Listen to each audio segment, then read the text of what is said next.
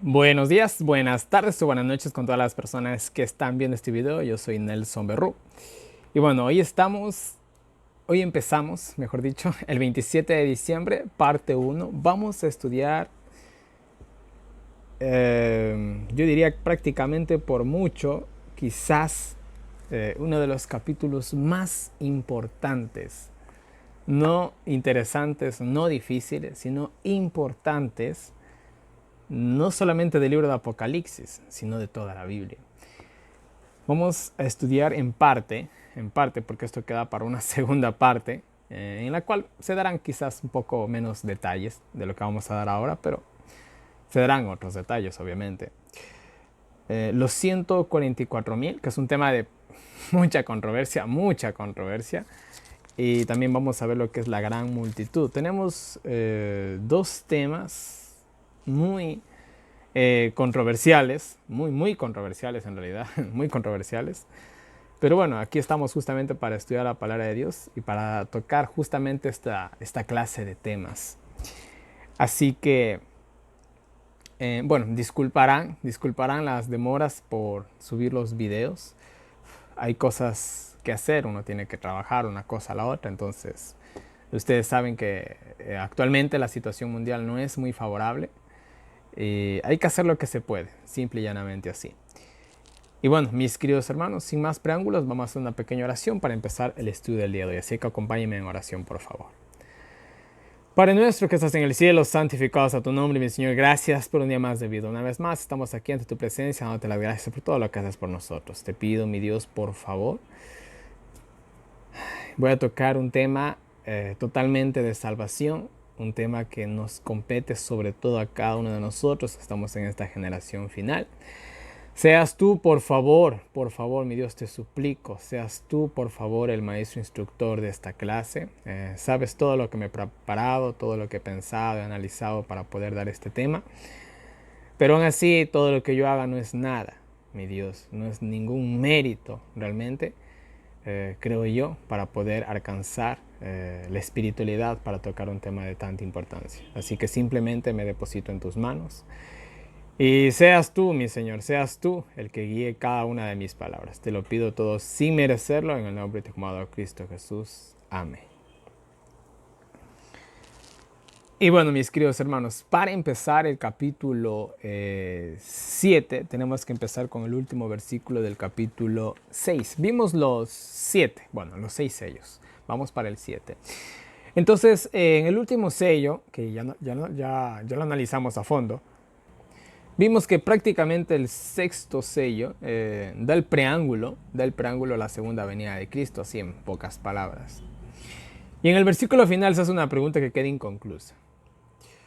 ¿Y quién podrá sostenerse en pie? Cuando se describe la segunda venida de Cristo y se ve que las montañas, las peñas, bueno, el planeta Tierra se conmueve. Es interesante, esto ya les había dicho, hasta donde se entiende, todo, incluyendo el planeta, tiene vida, los astros tienen vida, en cierto nivel de vida, no como nosotros con toda la conciencia, tienen algo de vida. Entonces, cada vez que acontece un evento divino, es como si el planeta Tierra se conmoviera, siente temor, miedo, tristeza, no lo sé. Pero el hecho de que cuando el planeta Tierra sienta que Cristo viene, el pobre, o sea, se va a estremecer. Por temor, por reverencia, no lo sabemos. Pero de que se estremece, pues es un ser vivo. El planeta Tierra es un ser vivo hasta donde se ha entendido y científicos hablan de eso. Que el planeta Tierra es una entidad viva.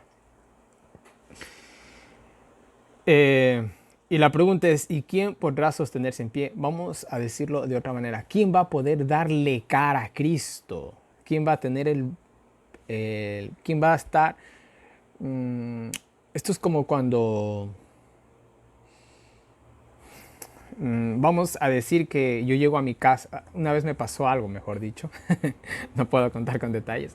Y yo llegué a mi casa y estaba mi mamá y una de mis hermanas mayores, porque tengo dos hermanas mayores. De ahí sigo yo y tengo un hermano menor, que es casi de la misma edad que yo. Y yo me acuerdo que llegué estaba llegando a mi casa y mi mamá estaba súper enojada, súper enojada conmigo. Yo no sabía ni por qué.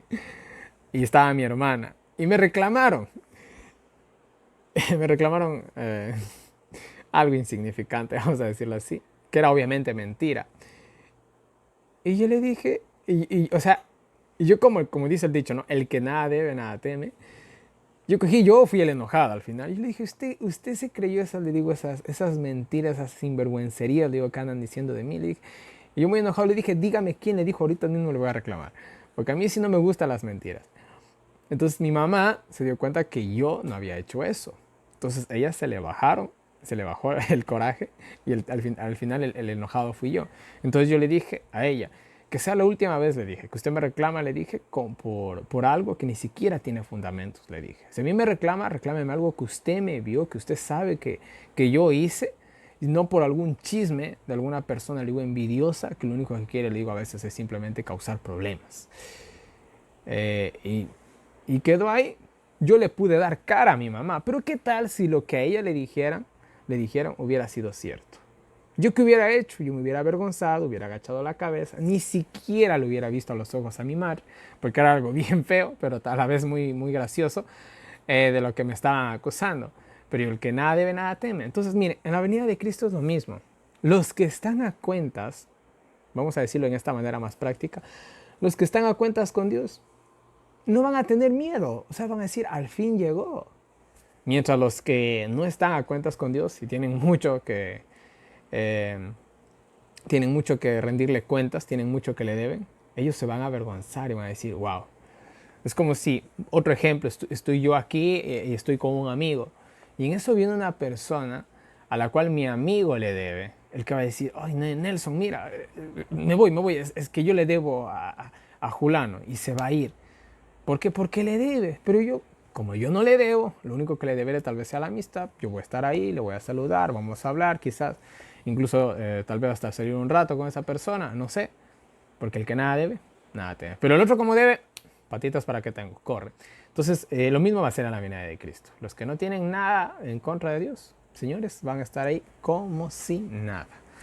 Va a ser como ver el amanecer, simple y llanamente así. Ahora, se hace la pregunta, ¿quién? Entonces, miren, cuando nosotros vamos al capítulo 8 de Apocalipsis, ahí se da al fin el séptimo sello. ¿Qué sucedió? ¿Por qué se interrumpe la secuencia de los 7 sellos? Porque se hace una pregunta mega súper importante. ¿Quién va a poder estar en pie para cuando Cristo venga? Se hace esa pregunta mega súper importante.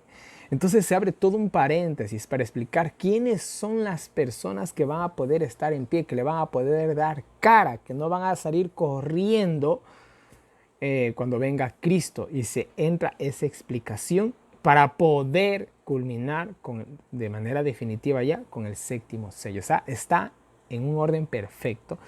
Lo único que tenemos aquí simplemente es un paréntesis que ahorita lo vamos a analizar.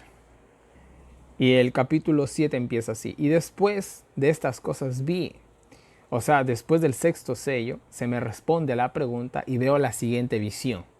Es lo que tranquilamente pudo haber escrito Juan.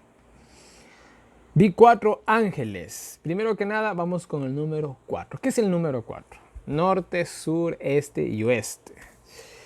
Daniel 8:8, Marcos 13:27, Daniel 7:2. Daniel 7:2 no, perdón. Daniel 8:8 y Marcos 13:27, nada más. El número 4 es un simbolismo de todo el mundo. Nosotros vimos que el altar de sacrificios tenía 4 cuernos. El altar de incienso tenía 4 cuernos. Y en esos se hacía cierto ritual, si se acuerdan todo eso. Era un símbolo de que ese sacrificio o esa oración o lo que sea era para todo el mundo, o era de todo el mundo para Dios. El número 4 siempre va a significar el todo el mundo en la Biblia. Y vuelvo y repito, Daniel 8:8, Marcos 13:27 nos hacen una clara referencia del número 4 y todo el mundo. Entonces, cuando ve a 4 ángeles en pie sobre los 4 ángulos de la tierra, norte, sureste y oeste, está haciendo una referencia de que estos ángeles están involucrados en un acontecimiento, sea lo que sea, pero ya más adelante se describe, mundial. Estos ángeles tienen que ver con todo el mundo, es lo que está diciendo implícitamente. Deteniendo los 4 vientos. Ahora, ¿qué significa vientos en la Biblia? Nosotros vamos ahora sí a Daniel 7:2 y vientos significa conflictos. Y yo no sé, yo cuando era niño en mi país, Ecuador, hubo un fenómeno alrededor de los años 1998, creo que fue, no me acuerdo muy bien, era muy pequeño, pero más o menos debió haber sido hasta la fecha porque yo soy del 91, sí, 1998, 1999 creo que fue. Hubo un fenómeno que lo llamaron el fenómeno del Niño. Y en ese tiempo, en el pueblo que yo vivo, era un pueblo muy diferente del que tenemos ahora, muy humilde, muy humilde. La mayoría de las casas eran de madera. Yo me acuerdo que cuando vino el fenómeno del Niño, yo le cogí un trauma. Yo tengo un trauma con los vientos. Yo puedo ver lluvia, lo que sea, pero cuando veo vientos soplando fuertes me da mucho miedo. Porque en ese entonces venían los vientos y eran tan fuertes que muchas casas se les llevaba el techo, literal. Y un niño viendo eso fue bastante terrorífico. Una vez incluso en nuestra casa el techo de la cocina prácticamente se fue y yo estaba ahí, me acuerdo, viendo cómo mi papá luchaba para que no se le llevara el techo, el viento. Entonces, ¿por qué les digo esto? Porque los vientos son muy destructivos, muy, muy destructivos. Porque el agua, bueno, el agua viene, llueve, habrá una inundación, sí, está bien. Pero no es que tampoco, ya. Pero un viento no importa en qué ubicación tú estés o cómo estés, un viento viene y te arrastra. Te hace pedazos. Entonces, en sí, en la naturaleza, los vientos son muy, muy temibles. Hablemos en el mar, hablemos en la tierra, hablemos en el aire. El viento es cosa seria. Porque al fin y al cabo el agua cae, golpea y es peso. No te llevan a ningún lado. Pero cuando es con viento, y personas que son de otros países, que sufren de tormentas, entenderán perfectamente. Entonces, viento es un símbolo de conflictos, de problemas, de guerras, de catástrofes. Interprétenlo como quieran. Ahora, estos 4 ángeles dice que están deteniendo los 4 vientos de la tierra, están deteniendo la crisis mundial, están deteniendo la guerra mundial, están deteniendo, por así decirlo, por usar quizás una mala palabra, están deteniendo el Armagedón. ¿Ya? Estos 4 ángeles, es como si estos 4 ángeles fueran los custodios de 4 celdas de 4 bestias. En una celda tenemos un león, en la otra un oso, en la otra un leopardo, en la otra un dragón. ¿Qué pasa si soltamos esas 4 bestias en un coliseo? ¿Qué creen que va a pasar? Se van a hacer pedazos entre ellas, son bestias salvajes. Estos ángeles más o menos están haciendo esto, están sosteniendo todo esto que está. Estas bestias están viéndose la una a la otra y quieren hacerse pedazos. Y estos ángeles están sosteniendo. Es un buen símbolo, un buen ejemplo de lo que les hago aquí, un buen paralelo.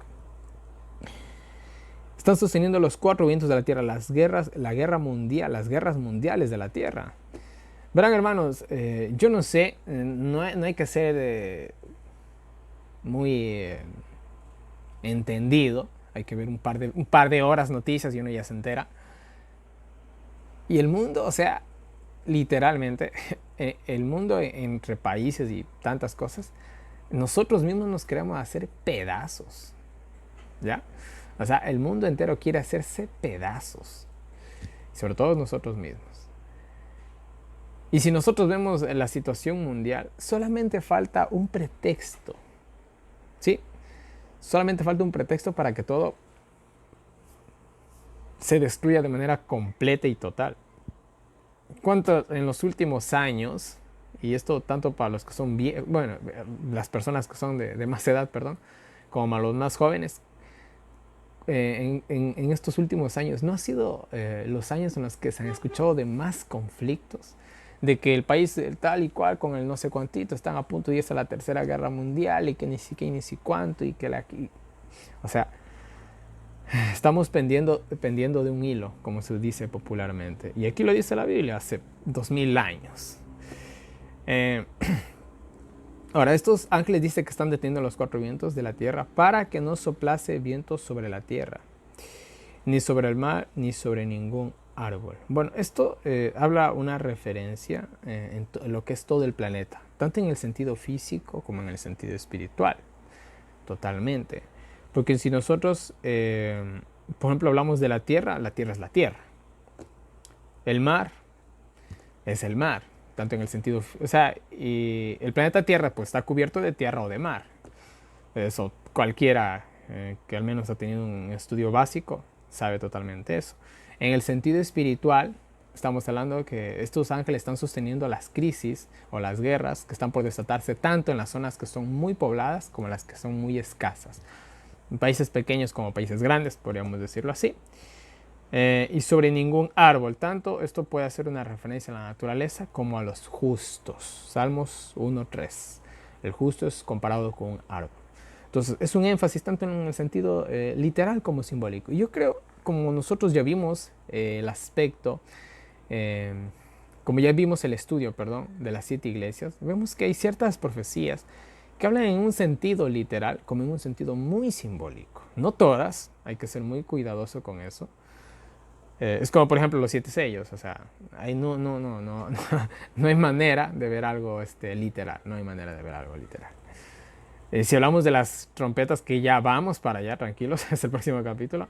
Bueno, le dejamos mejor para el estudio de las trompetas. Vamos a explicar muy bien ese asunto porque es uno de los temas que más controversia ha traído en el sentido de las profecías y sobre todo del libro de Apocalipsis. Pero bueno, sigamos. Entonces están protegiendo el mundo físico y el mundo espiritual, estos ángeles. Están protegiendo el mundo físico y el mundo espiritual. Y mientras estaba sucediendo todo esto, ¿qué sucede? Vi otro ángel, muy diferente a los 4 ángeles. Ahora, ¿cuáles son estos 4 ángeles? Estos son los 4 seres vivientes. Posiblemente no. Los 4 seres vivientes tienen una función y estos 4 ángeles tienen otra función. O sea, no busquemos que son los mismos. No nos olvidemos, como ya les dije en estudios anteriores, en el cielo hay miles y miles y miles y miles de millones de millones de millones de ángeles. Y cada uno tiene sus funciones distintas. Así que pensar que los 4 seres vivientes son los mismos que están acá y están acá y por acá, no. La verdad yo creo que hay muchos ángeles ocupando roles diferentes.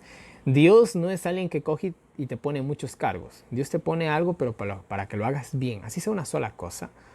Pero a Dios le gusta que hagas algo bien. Entonces no tiene mucho sentido tal vez pensar de que estos 4 ángeles son los 4 seres vivientes. Son otros ángeles poderosos obviamente que están sosteniendo las crisis que se están por desatar en este planeta Tierra. Y hablando de crisis, madre mía, sigan preparándose para este año. Justamente una noticia que escuché anteayer de lo que estoy grabando este video. Este video lo estoy grabando un sábado 27 de junio. Me enteré de que Bill Gates, ya vamos a hablar de eso después del año bélico, hay muchos videos que hacer.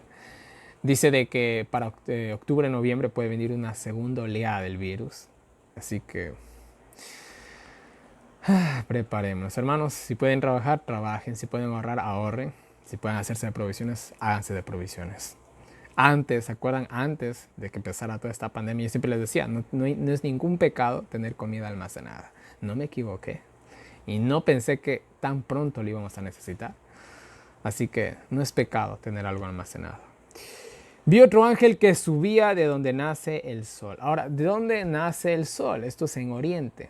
Oriente, Occidente, el este o el oeste, son cosas opuestas. Entonces este ángel sale del oriente o del oeste, como ustedes lo conozcan.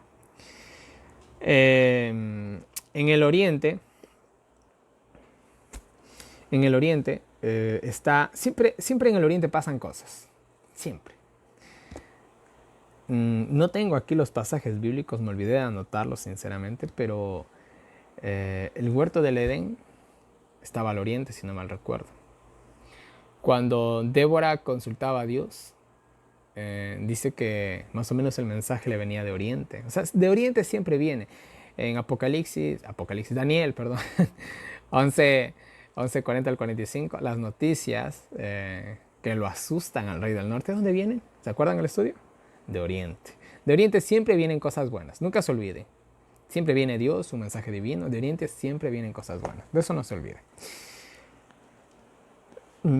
Y bueno, este símbolo de que viene de oriente, de que viene de parte de Dios, que viene este ángel tan esplendoroso como el sol. Bueno, Ambas cosas son plausibles. Son plausibles, se complementan, no se oponen, así que pueden ser las dos interpretaciones tranquilamente. Teniendo el sello del Dios viviente. ¿Cuál es el sello de Dios? Verá, solo aquí podemos pasar un par de horas tratando de explicar este tema. ¿Cuál es el sello de Dios? El otro día estaba con una persona X, no la voy a mencionar, y estábamos estudiando, o mejor dicho, haciendo un pequeño culto. Y justamente se topó el tema del sello de Dios. Entonces yo les dije algo. Eran con dos personas en realidad que estaba. Y yo dije, el sello de Dios aún no es el sábado, ni la marca de la bestia aún es el domingo. Y esa persona, un poco en su carácter fuerte que tiene, me dijo, entonces dice, ¿para qué estamos guardando el sábado? Me dijo así. Te dije, espérese. Deje de complementar lo que le quiero decir. Ahora, a nosotros nos han enseñado por años que el sábado es el sello de Dios. Yo les voy a decir que esa es una idea falsa. Están diciendo, el hermano Nelson está diciendo blasfemia. Espérese. Déjenme terminar la idea. El sello, en realidad, el sello de Dios no es el sábado, porque si fuera así, cualquier persona que guarde el sábado se le diera el sello de Dios. O se le pusiera el sello de Dios. Realmente el sábado, o la obediencia perfecta al sábado, en algún momento de la historia que está muy cercana, va a demostrar quiénes realmente tienen el sello de Dios. ¿A qué nos referimos? Verán, si nosotros vamos a Ezequiel 9, 2 al 6, es un estudio increíble. Les sugiero que vayan y vean el video del año bíblico, si no se acuerdan, donde hablé de Ezequiel 9. Si vamos a Isaías 8, 16. Si vamos a Éxodo 31, 13. Si vamos a Ezequiel 20, capítulo 20, versículo 12 y versículo 20. En la mayoría de esto, si también vamos a Efesios capítulo 1, versículo 13. A Efesios capítulo 4, versículo 30. A Deuteronomio capítulo 6, versículo 8. Y a 2 de Corintios, capítulo 1 y versículo 22. No los vamos a leer, porque esto no es un tema, es un estudio. Si ustedes quieren profundizar más, señores y señoras, les recomiendo este libro del pastor Esteban Borr, Los 144,000, los 24 ancianos. ¡Qué libro! Me lo leí todo. Lastimosamente no pude anotar todo. Anoté entre comillas lo más importante que a mi insignificante criterio consideré para el estudio. Entonces, pero qué librazo. Tengo que leérmelo de nuevo. Qué librazo, en serio, descárguenlo. No se olviden, en la descripción de este video están todos los libros de Esteban Borr, incluyendo esto, obviamente.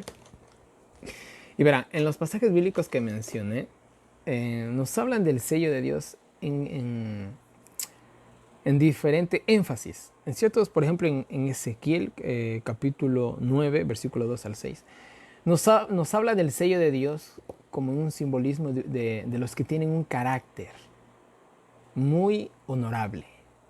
Vamos a decirlo así. El sello de Dios se aplica en personas que tienen un carácter muy honorable. Son personas que son muy íntegras. Personas que tienen un carácter increíble. Son un carácter santo, vamos a decirlo. En otros pasajes bíblicos como Isaías, Ezequiel, Éxodo, nos hablan vuelta del sello de Dios en el sentido del día sábado. En otros pasajes bíblicos como Efesios, Corintios, vuelta nos habla del sello de Dios, que el sello de Dios es el Espíritu Santo. Yo me acuerdo que cuando vi por primera vez la temática de Esteban Borr, en ese tiempo no tenía el libro, pero escuché toda la temática de él. Esteban Borr tocó todos estos aspectos y yo me quedé pensando. Y dije, entonces, ¿qué es el sello de Dios? Y como lo hemos hecho en el año bíblico, hermanos, son ideas complementarias. Son ideas que se complementan. Las personas que tengan o lleguen a tener en algún momento el sello de Dios, las personas que en algún momento lleguen a tener el sello de Dios, van a ser personas que van a tener el Espíritu Santo dentro de sí, morando en sí. Van a reflejar el hecho de que tengan el Espíritu Santo, va a permitir que demuestren o reflejen el carácter de Cristo. Y eso obviamente en una obediencia perfecta, no solamente al sábado, sino a toda la palabra de Dios, a toda la palabra de Dios. Pero ¿por qué siempre se hace más énfasis en el sábado? Porque en algún momento de la historia esa va a ser la prueba de lealtad. Vamos al huerto del Edén, vamos a Adán y Eva.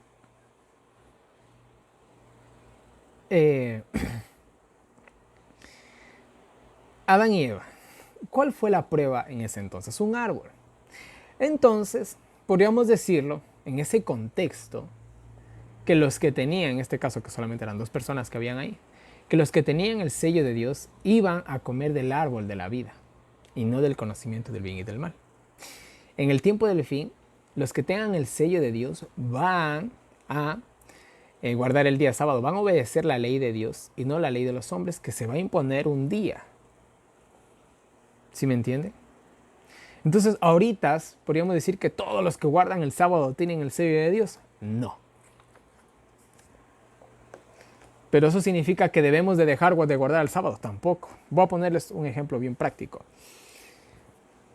A veces, a ver, algo que muchos han de haber escuchado en las Olimpiadas Olímpicas pasadas, creo que fueron en las pasadas, no me acuerdo, no soy muy al fin al deporte y menos con esos deportes, pero hubieron unos jamaiquinos de Jamaica, bastante altos, 2 tipos también, de raza morena, como todo caribeño prácticamente. Ellos, hubo un jamaiquino en especial que rompió un récord mundial, ¿ya? El tipo corrió una distancia de 100 metros en no me acuerdo cuántos segundos y dicen que pudo haber sido en menos, pero él al final, casi al llegar a la meta, le bajó un poquito al ritmo por regresar a ver atrás.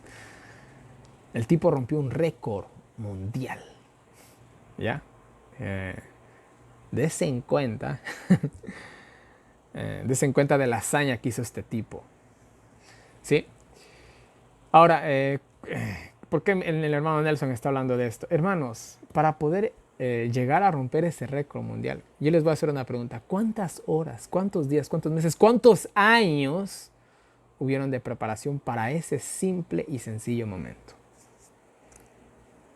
Ah, ya. Fue el trabajo de toda una vida. ¿Para qué? Esa carrera no duró más de 10 segundos.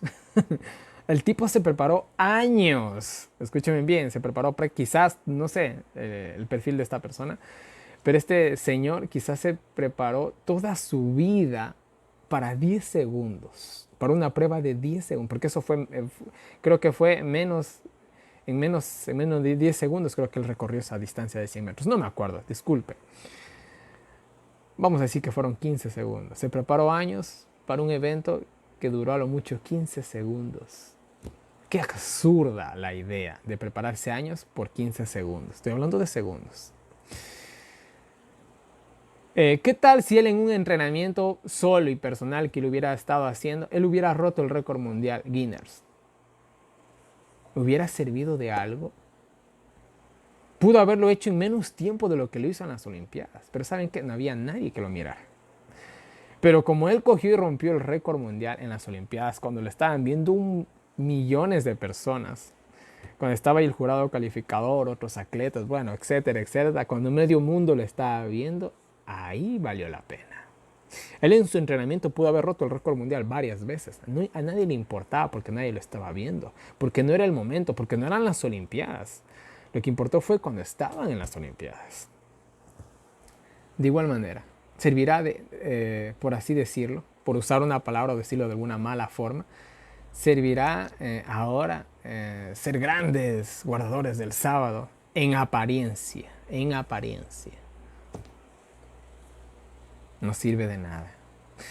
¿Qué les estoy tratando de decir, hermanos? Estoy diciendo que no debemos de guardar el sábado. No, todo lo contrario. Debemos de prepararnos para ser perfectos guardadores del sábado para cuando llegue nuestra prueba, para cuando lleguemos a las Olimpiadas, para cuando lleguemos al tiempo de angustia de Jacob.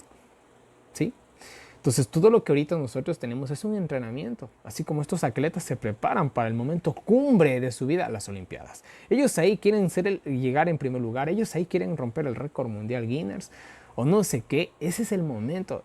Y son muy pocos los atletas que pueden participar en 2 o en 3 Olimpiadas, pues son cada 4 años y uno no es joven para siempre. Entonces, son muy pocos los que pueden hacer eso. Entonces, en ese sentido, nosotros lo que hacemos hoy en la actualidad no define si ya somos salvos o no. Esto es la preparación. En algún momento va a ser la definición de nuestra salvación o de nuestra perdición. En algún momento. Pero ahora, preparémonos. Y si ahorita, hermanos, no podemos ser fieles a Dios, estamos hablando de la observancia del sábado y a los mandamientos de Dios y a la obediencia de Dios por amor. Si ahorita no podemos hacer eso, ¿ustedes qué creen que va a ser de nosotros en el tiempo del fin? Sin el entrenamiento, no pude. ¿Ustedes creen que va a poder en las Olimpiadas? No nos engañemos, por favor. ¿Sí? No nos engañemos.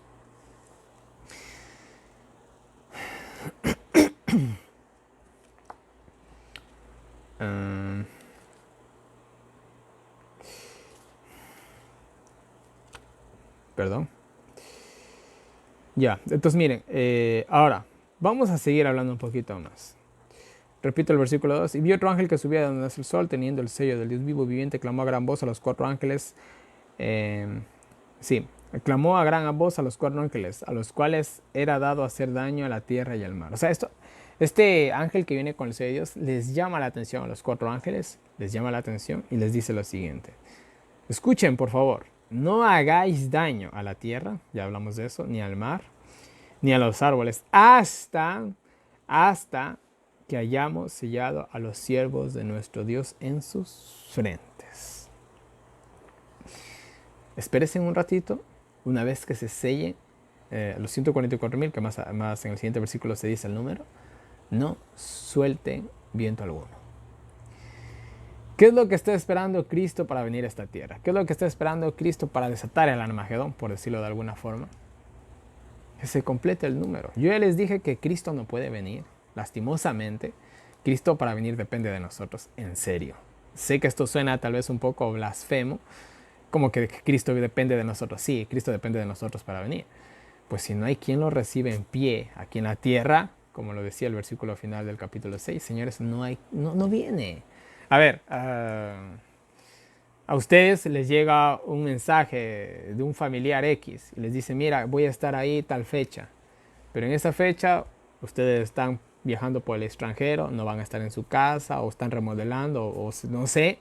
Ustedes que le van a decir, mira, oye, discúlpame, en esa fecha no podemos recibirte porque estamos remodelando la casa. ¿Qué tal si esa persona viene en esa fecha?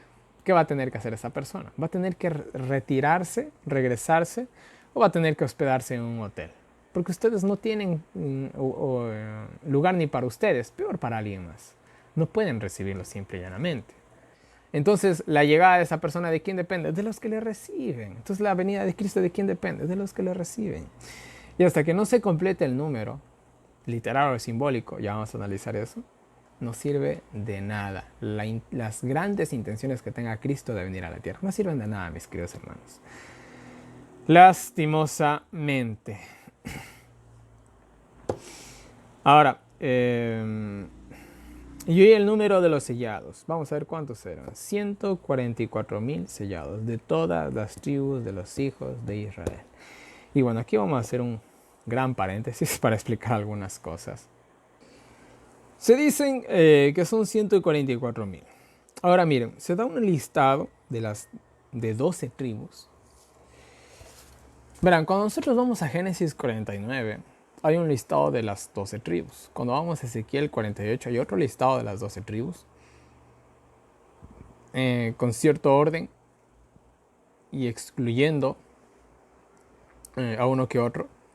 Y finalmente se da un listado final, que es el de Apocalipsis 7, y podríamos decir que es el listado oficial de las 12 tribus que fueron aceptadas por Dios. No vamos a entrar en detalles con eso.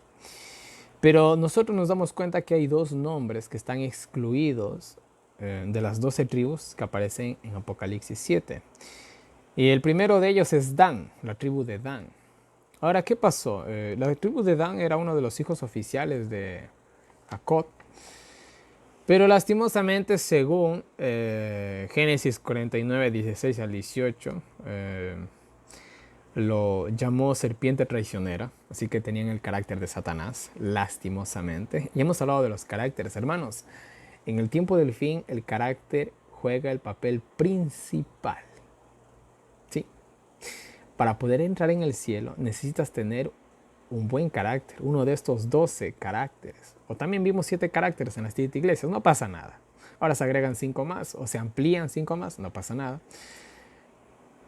Y si tú tienes el carácter de Dan, eres un traidor, eres un hijo de Satanás, generación de víboras, como los llamó también Jesús, tú no entras en la Santa Jerusalén.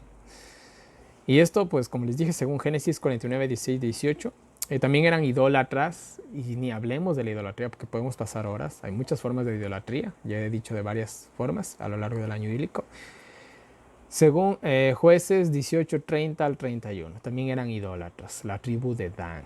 No es que las otras tribus eran perfectas, pero hacemos una pequeña investigación y es lo que denotamos de estas tribus que no están agregadas. También tenemos de la tribu de Efraín, de uno de los hijos de José, que fueron agregados después a las 12 tribus, para poder rellenar un espacio que dejaron otras, etc. Y según Oseas 4, 17, también eran idólatras. Esto es muy interesante. Más adelante, cuando llegamos a ciertos capítulos, vamos a hablar de la idolatría. Y no dejaron de adorar a los demonios. Hay un pasaje bíblico que nos dice en Apocalipsis, ya vamos a eso, pero la idolatría va a ser un papel mega súper fundamental también en el tiempo del fin. Entonces, estas tribus fueron excluidas por idólatras, según Oseas 4, 17, la de Efraín, la de Dan, ya les di los pasajes bíblicos, y la de Dan también porque tenían el carácter de Satanás. Entonces, expulsados por eso. Así rápido, como les dije, esto no es un tema, es un estudio, así que no podemos entrar en la cuestión moral y voy a comenzar a predicarles y aquí nos vamos horas, así que no es la intención. Entonces son excluidas por eso.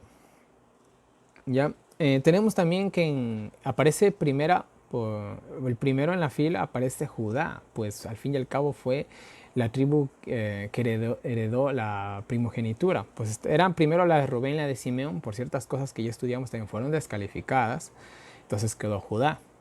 Y aquí se da el orden Judá, Rubén, Gad, bueno, etcétera, etcétera, etcétera. Entonces, se dice que salen 12,000 sellados de cada tribu.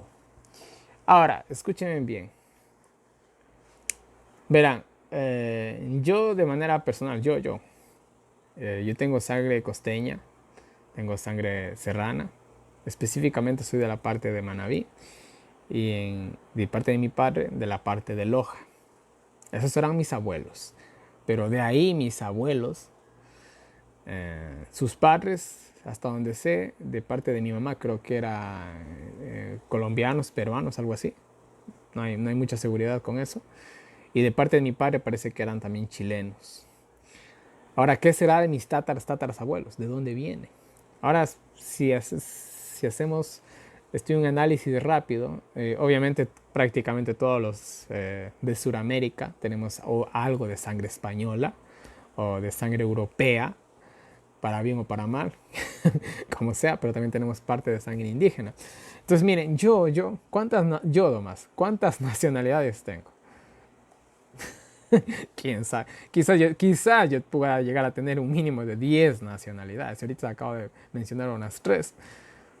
Imagínense cuántas nacionalidades tengo. Así que yo podría decir, yo soy de la tribu de Judá, o soy de la tribu de Gad, o soy de la tribu de Leví. Yo podría decir eso. Hermanos, eso se perdió, pero hace milenios. Ya. Hace siglos se perdió esa genealogía. Entonces, obviamente que aquí no está hablando de que van a salir 12,000 exactamente de la tribu del no sé cuantito. No. Habla de que van a haber 12,000, literal o simbólico, de ese carácter. ¿Sí? Y bueno, si nosotros nos pusiéramos a analizar las cosas buenas de las 12 tribus que aquí se mencionan, oye, aquí podríamos sacar un estudio increíble. Pero no lo vamos a hacer, no lo vamos a hacer, lastimosamente. Aunque quién sabe, en el futuro algún día se pueda hacer un tema así, de los 12 caracteres de Apocalipsis y de los 144.000. Entonces son 12 caracteres que salen. Al fin y al cabo, sumando obviamente 12 por 12, 144, nos salen 144.000. Ahora, bueno, literal o simbólico se lo voy a tratar con la gran multitud. Vamos a dejar eso ahí. Algo también vemos interesante, que aquí en el listado de las 12 tribus se agrega a la tribu de Leví, y se agrega también, sí, a la tribu de Leví, sobre todo, pues iban a tener herencia. Acuérdense, cuando vimos el Pentateuco, esas tribus no tenían herencia, pues la herencia que ellos les tocaba eran las ofrendas de Dios, todo eso vimos. Entonces, pero aquí a la tribu de Leví se la agrega, pues ya va a tener herencia en el cielo, pues ya no van a servir para Dios. Para eso están designados las primicias, al igual que en el pueblo de Israel, los 144.000, primicias de todas las naciones, así como en el tiempo de Israel habían primicias de cada una de las tribus. Pero al fin y al cabo esas primicias fueron reemplazadas por los hijos de Leví, y de cierta manera simbólica también así lo van a hacer los 144.000. Ustedes me entienden. Ahora, no, eso lo voy a tocar después. Ya, muy bien. Ahora miren, vamos a hablar un poquito de los 144.000. Y les voy a dar, a ver cómo le hago. Bueno, vamos con el carácter primero. Cuando nosotros vamos y estudiamos la historia de Enoch, Enoch, Elías, Juan el Bautista y Moisés, les recomiendo el estudio de esas 4 personas. Ellos, sus vidas, lo que vivieron y lo que hicieron obviamente, son el reflejo perfecto de cómo deben ser los 144.000. Y podemos hablar por horas de cada uno de esos personajes, pero no lo vamos a hacer. Podemos hablar por horas en realidad por cada uno de esos personajes. Historia de la Redención, página 63, nos habla de que debemos de ser como Enoch. Maranata, el Señor viene, página 63, también nos hablan de que tenemos que tener el carácter de Enoch. Podemos leer tranquilamente esas citas y les vuelvo a insistir, podemos pasar horas aquí, no lo vamos a hacer. Patriarcas y Profetas, páginas 73 al 75, también nos hablan de Enoch y de cómo deberíamos de ser.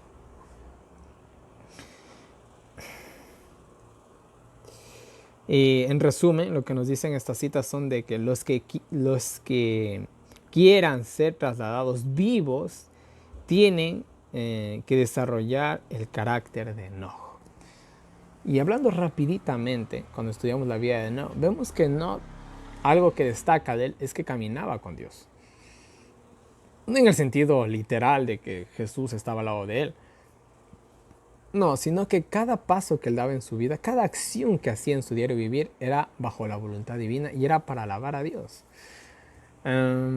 Vamos a ponerlo así, algo sencillo, que más de uno nos ha pasado. Estás caminando en la calle, pasas por una pastelería, eso me pasó ayer a mí, vi un pastel muy rico, lo compré, me valió 50 centavos, una pequeña porción.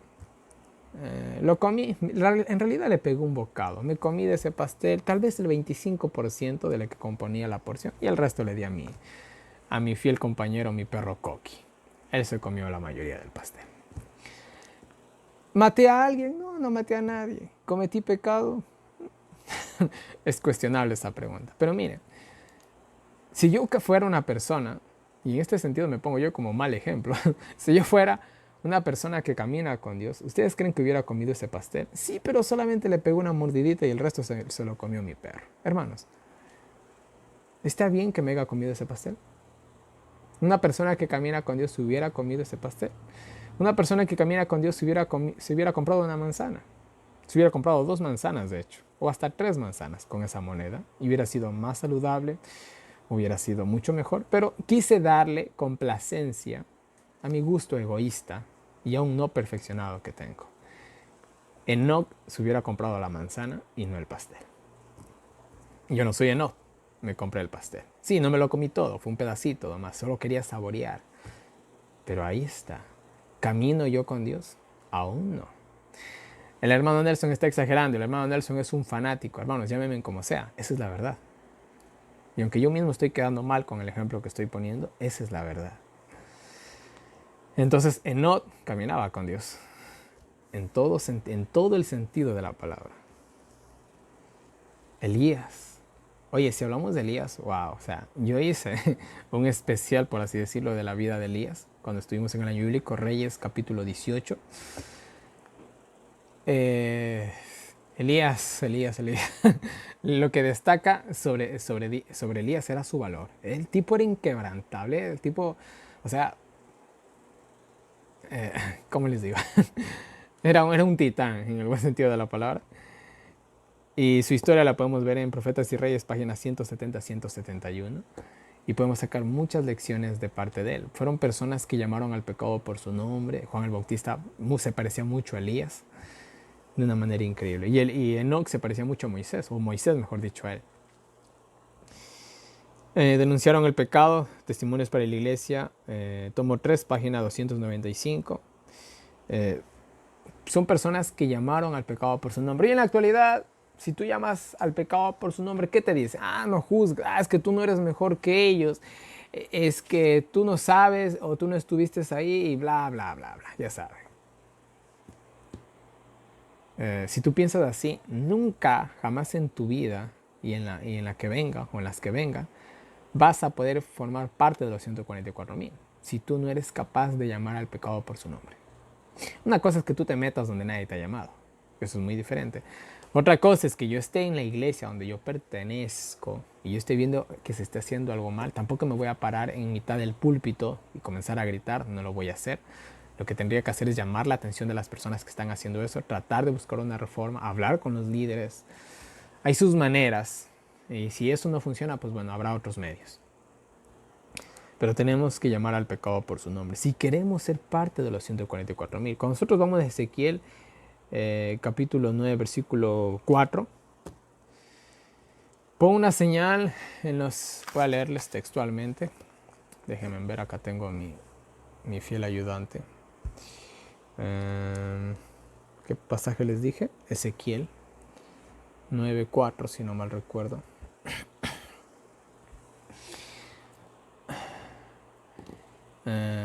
Biblia Kadosh. Yahweh, Jehová, le dijo: ve por toda la ciudad, por todo Jerusalén, y pon una marca en las frentes de los hombres que están gimiendo y llorando por todas las iniquidades que están siendo cometidas en ella, que se están cometiendo en Jerusalén o en la iglesia.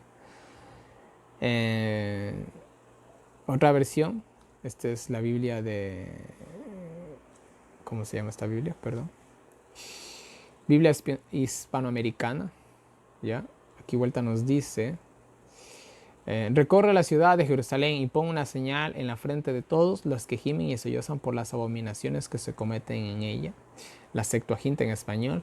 Atraviesa por medio de Jerusalén y da signo o da señal sobre las frentes de los varones, los gemebundos y los pesarosos por todas las iniquidades las que se hacen en medio de ellos. Y bueno, aquí puedo sacar un montón de versiones, pero vamos a sacarnos con estas 3 nomás.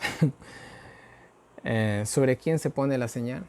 Sobre los que se quejan por todas las cosas malas que se están haciendo. No por los que solamente están viendo y dicen: es que Dios juzgará. No, en esos no se les pone la señal. Se les pone a los que reclaman. Y no solamente los que cogen y señalan con el dedo, hermanos, sino los que viven lo que predica y los que realmente hacen hasta lo imposible por ver un cambio. Sobre ellos se pone la señal. ¿Sí? No solamente por los que hablan, sino por los que actúan. Pues acordémonos que Elías actuó y a unos cuantos profetas les cortó la cabeza. No solamente habló de las cosas malas que se estaba haciendo, sino que las quiso arrancar de raíz y dedicó su vida a eso. Y casi le costó la vida. Pasajes bíblicos que tienen que estudiarse en relación a los 144,000 sellados y los que quieran desarrollar el carácter en el tiempo del fin, y bueno, etcétera, etcétera, etcétera. Joel capítulo 2, versículo 3, Salmos capítulo 5, Salmos capítulo 24, Daniel capítulo 3 y 6, la historia de Daniel en el foso de los leones, Sadrach, Mesach y Abednego. O sea, son cosas que ya estudiamos, son cosas que se van a repetir, son cosas que van a vivir los 144.000. Éxodo capítulo 14, capítulo 15, el éxodo, la salida de Egipto, el cruce del Mar Rojo, todo el simbolismo, atravesaron el mar, se secó el río, el Mar Rojo, en el tiempo del fin se acerca el Éufrates, el cántico de Moisés, en Apocalipsis el cántico de Moisés y del Cordero. O sea, la experiencia de liberación de Egipto se repite en el tiempo del fin, pero de la experiencia de liberación del pecado.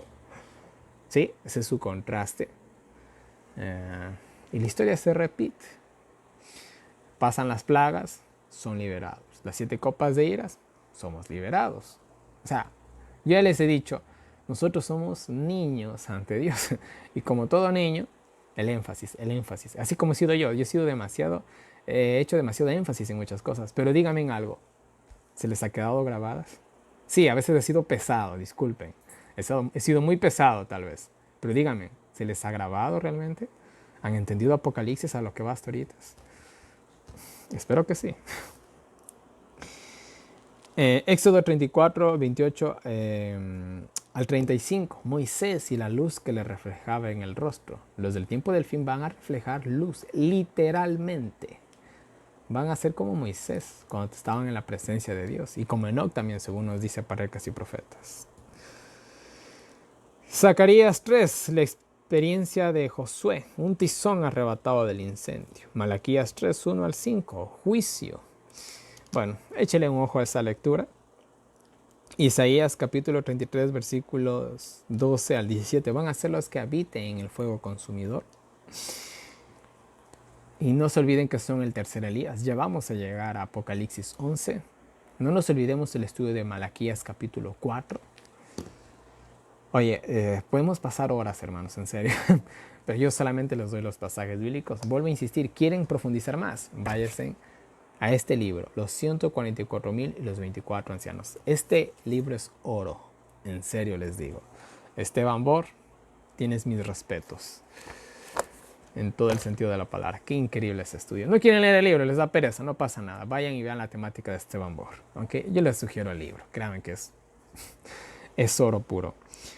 Si quieren entender bien este tema, vayan al libro.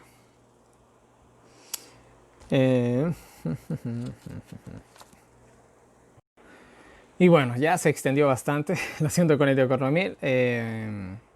Tengo más que decir, mucho más que decir, pero voy a dejarlo para el capítulo 14, ¿ya? Para no quiero cansar a nadie. Y va a ser importante, porque en el capítulo 14 no solo vamos a hablar de los 144.000, sino del mensaje de los 3 ángeles. Y va a ser un mega super tema.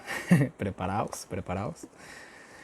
Pero miren, algo más les voy a decir con respecto al sello de Dios.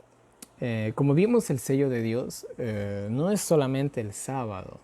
No es el sábado. El sello de Dios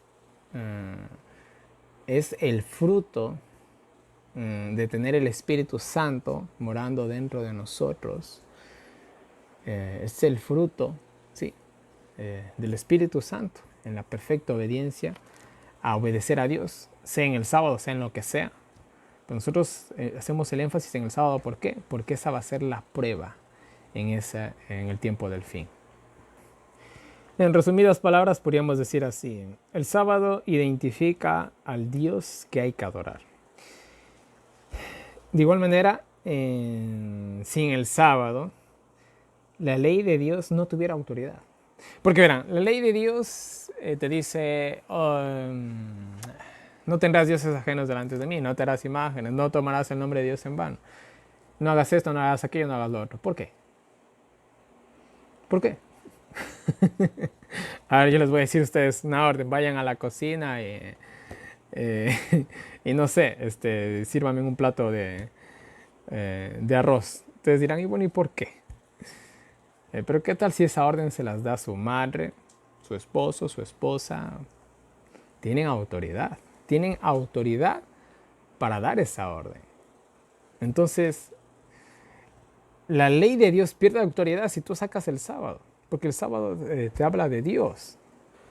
Recordando el estudio de Éxodo 20, vemos en el versículo 10, Pero el séptimo día es el sábado de Jehová, está el nombre de Dios. Versículo 11. En 6 días hizo Jehová los cielos y la tierra y el mar. Es el Dios creador. Tiene el nombre, ahí está, es el Dios creador. Es el Dios que hizo el planeta Tierra. Ese es su título. Su propiedad, la tierra. Su gobierno, el planeta Tierra. Entonces, Él te manda por su nombre, por su título como creador y porque estás viviendo en la propiedad de Él, que es el planeta Tierra. ¿Sí? Así que yo no puedo ir a su casa. Yo no puedo ir a su casa y sacar los muebles de la sala al patio. ¿Por qué hace eso el hermano Nelson? ¿Se volvió loco? Claro que me volví loco. Pero ¿qué tal si viene su esposo o el dueño de casa y dicen, ¿saben qué? Vamos a sacar los muebles afuera. ¿Por qué? Ustedes háganme caso y punto. Va a decir, ¿qué van a hacer los miembros de la familia? Por algo ha de ser. Es el dueño de casa. Saquen todos los muebles al patio. Si quieren, hagan la prueba. A ver si le hacen caso. A ver qué tan grande es su autoridad. Entonces, eso tenemos con Dios, ¿sí? Algo más con respecto a que son judíos. Hay muchos que dicen, es que los 144,000 van a ser judíos. Es que Dios sabe quiénes son de cada tribu. Ya les dije que solo yo puedo estar viniendo siquiera de 10 regiones diferentes. Aún en mi país no tengo una definición. Yo soy costeño y serrano. O sea, yo no soy ni costeño, no soy ni serrano. Soy de los dos. Aún en mi país, cuánto más mis antepasados.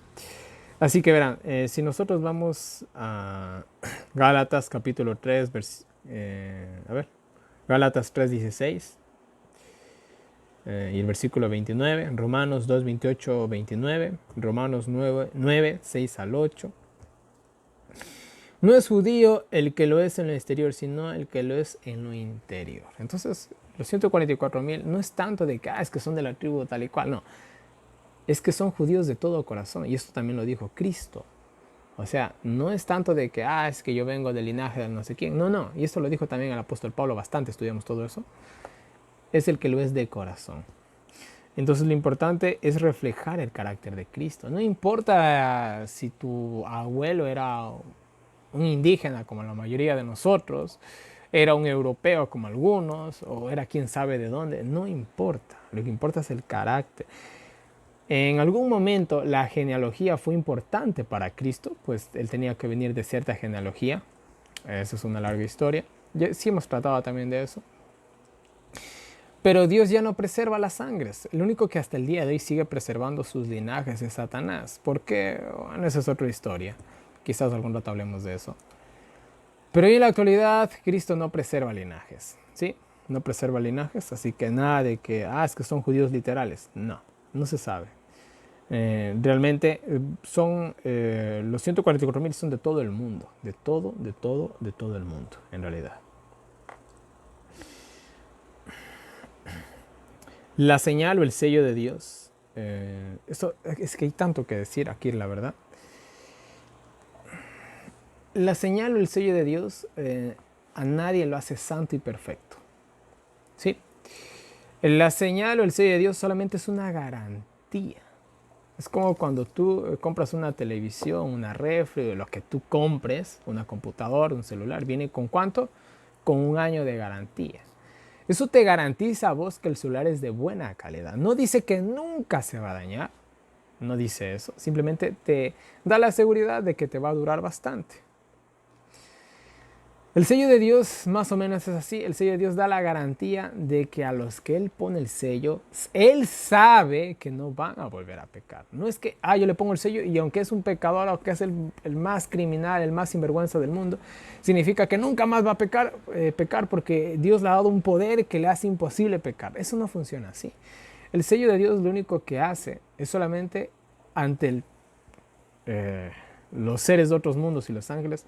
Dios coge y le pone una señal a esa persona. Si ven a ese que le puse la señal, sí, ya. A ese póngale en el ojo porque ese no va a pecar. Ya van a ver. Ahí márcalo. Señálalo. Listo, quedó marcado. Eso es todo. Eso es como en el ganado.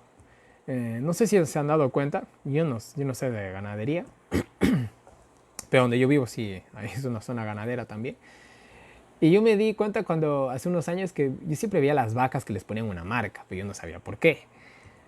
Y ha sido pues para identificarlas, porque si algún rato mi vaquita o mi ganado se cruza con el ganado del vecino, ahora ponte a seleccionar tu vaca. ¿Y qué tal si el vecino es más vivo que vos? Vas a terminar perdiendo tu vaca y te vaya a cambiar tu vaca por una vaquita mala que tenga él. Entonces, esa señal le garantiza al ganadero poder identificar fácilmente su ganado, cuáles son sus vacas y cuáles no.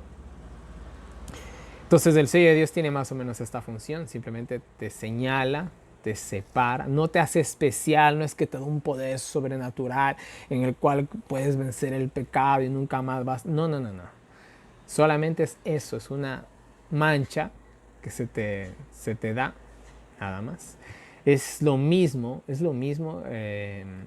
que que en la 10ª plaga de Egipto.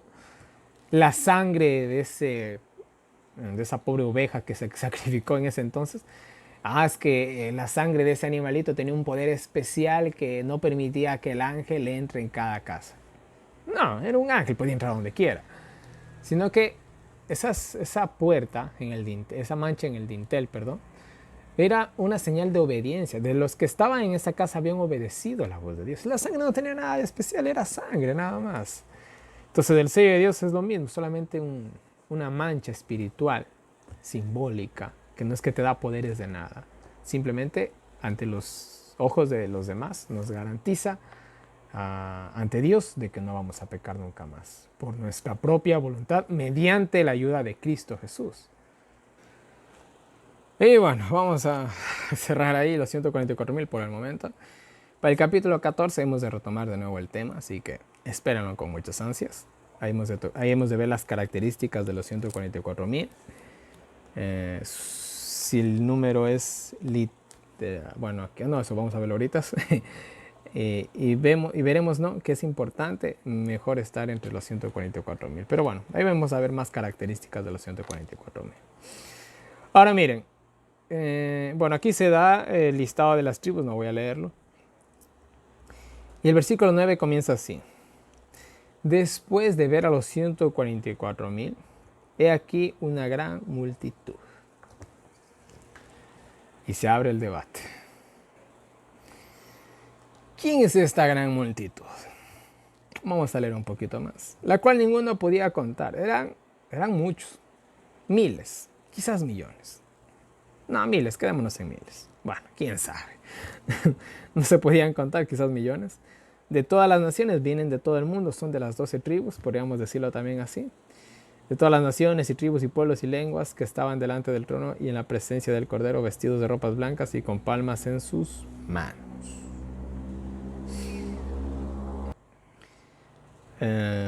Y aclamaban en alta voz diciendo: salvación a nuestro Dios que está sentado sobre el trono y al Cordero. Y todos los ángeles que estaban en pie alrededor del trono y de los ancianos y de los 4 seres vivientes del trono de Dios, y se postraron sobre su rostro delante del trono y adoraron a Dios. Bueno, vamos a quedarnos nomás ahí. Verán, aquí muchos dicen que estos son los 144,000. Otros dicen que no, que esto realmente es otro grupo. Ya vamos a llegar a eso. Primero que nada, verán. Muchos dicen que si los 144,000, si el número es literal, si realmente son 144,000 ni más ni menos, eso significa que Dios ha predestinado, por así decirlo, ha determinado que se salven solamente 144,000 personas en el tiempo del fin, que puedan estar con vida cuando Cristo venga. Y no parece una manera de obrar de Dios, pues Dios no es que Dios coge y dice, bueno, pudieron haberse salvado 144,001, pero para que el número sea perfecto, que ese se pierda. Dios no actúa así. Pero si es así, nosotros también podríamos alegar ciertos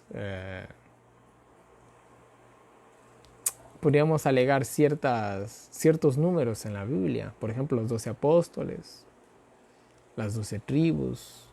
Bueno, claro, los 12 apóstoles no se salvaron todos, pero Dios solamente determinó a 12. Los 70 ancianos en la época de Moisés. Bueno. Eso por un lado tenemos. Entonces, puede realmente que se esté hablando aquí de los 144,000. Que realmente los que estén en pie cuando Cristo venga no sean solamente 144,000, sino sean muchos más. Hermanos, y si es así, yo les digo algo, amén, gloria a Dios. Que no solamente sean 144,000 los que reciban en pie a Cristo, sino sean muchísimos más. Se me hace muy difícil determinar de si es literal o simbólico. Yo de manera personal siempre he sido de los que he pensado de que el número es literal, pero después de estudiar más a fondo, me quedan mis dudas. Y se me hace tan difícil decir si es literal o simbólico, se me hace muy difícil. Yo les puedo decir algo, yo no me inclino ni por el lado derecho ni por el lado izquierdo. Me quedo con el beneficio, me quedo con la duda. Y es la primera vez, creo que me quedo con una duda así. Y verán, no importa.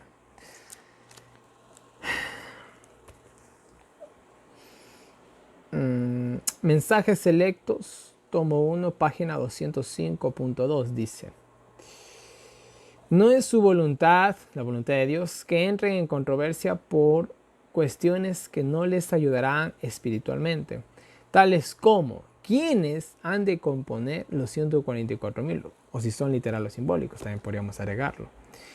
Fuera de duda, esto lo sabrán dentro de poco, los que sean elegidos de Dios. ¿Quiénes formarán parte de los 144,000? Una vez alguien me dijo, y yo agradezco mucho, mucho, mucho ese halago que me dieron, aunque la verdad para mí fue una exageración. Y una hermana me dijo, hermano, usted, y bueno, mencionó a algunos más, ustedes, dice, yo estoy segura, dice, de que ustedes van a ser parte de los 144,000. Yo creo que no. Yo sinceramente creo que no. No es porque tampoco sea un asesino serial, pero no creo yo. Pero miren, esa fue la afirmación de la hermana.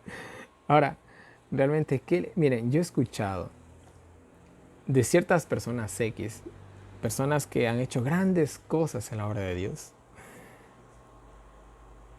que han tenido cierta debilidad por cierto pecado o una doble vida, que si yo les dijera, ustedes no lo creyeran. ¿Sí? Son cosas que uno se entera y que no importa, no vale la pena tampoco hablar de estas cosas porque sería perjudicar a una persona que al fin y al cabo puede salvarse. Entonces, son cosas que pasan. Entonces, nunca nosotros podemos decir, el hermano tal, ese va a ser parte de los 144. No podemos, hermanos, porque no conocemos realmente el corazón de cada persona. Así que son cosas que no podemos saber. Lo sabremos en algún momento. Lo sabremos en el cielo. Ya les he dicho que hay cosas en el cielo que vamos a descubrir, a enterarnos, pero ahorita no lo sé. Como vimos en los capítulos 4, 5, el trono de Dios. ¿Cómo es el trono de Dios? Yo me hice una idea, les presenté una idea de cómo puede ser. Oigan, pero mi idea puede ser tan insignificante a lo que realmente puede ser. Entonces, no entremos en controversia, no ha pasado nada, literal, simbólico, no importa, sigamos estudiando. Toda esta gran multitud, que quizá está compuesto por millones de personas, dice que están delante del trono de Dios y en la presencia del Cordero, y vestidos de ropas blancas y con palmas en sus manos. Ahora, tienen ropas blancas, tienen el carácter de Cristo, tienen la justicia de Cristo, mejor dicho. Tienen ropas blancas, tienen el carácter de Cristo, tienen palmas en sus manos. Y miren, si nosotros hablamos de palmas, las palmas tenían mucho que ver en el santuario. Si nosotros vamos a Juan capítulo 12, versículo 13, ahí dice, tomaron ramos de palmas, en versión Reina Valera 1602. Tomaron ramos de palmas y salieron a recibir y clamaban, Hosana, bendito el que viene en el nombre del Señor, el Rey de Israel. Las palmas también se usaban como para dar homenaje a un rey, una bienvenida, como un símbolo de victoria. Y bueno, y también aparece aquí en Apocalipsis. También nosotros si vamos ¿dónde está? Ya, si vamos a Levíticos 23 y hablamos de la fiesta de los tabernáculos. La fiesta de los tabernáculos se celebraban haciendo pequeñas casitas de palmas, de hojas de palma. También es un símbolo de tabernáculos. Entonces, que estas personas tengan palmas en sus manos es un símbolo de que ha empezado el milenio o de que están por empezar en el milenio. Es un símbolo de una victoria. Es un símbolo de que están alabando a Dios. Ese es el símbolo más o menos de estas personas. Entonces son redimidos de la tierra, hasta donde se entienda, hasta ahorita. Pero más adelante lo confirma. Y clamaban en alta voz diciendo, esto se parece mucho a la entrada triunfal, solo que esto es en el cielo. Salvación a nuestro Dios que está sentado sobre el trono y el Cordero. Vuelta en la entrada triunfal que se decía, déjenme ver. Y se dieron a recibir y clamaban, Hosana, sálvanos, bendito el que viene en el nombre del Señor, el Rey de Israel. Es lo mismo, solo que en la tierra, acá en el cielo. Y todos los ángeles estaban en pie alrededor del trono y de los ancianos y de los 4 seres vivientes y se postraron sobre sus rostros delante del trono y adoraron a Dios. Aquí están adorando a los salvos y están adorando a los seres celestiales, diciendo, amén, la alabanza y la gloria y la sabiduría y la acción de gracias y la honra y el poder y la fortaleza sean a nuestro Dios por siempre jamás. Bueno, aquí hay mucho que decir respecto a este versículo bíblico, pero bueno, todo alabanza a Dios, todo a Dios. Y respondió uno de los 24 ancianos.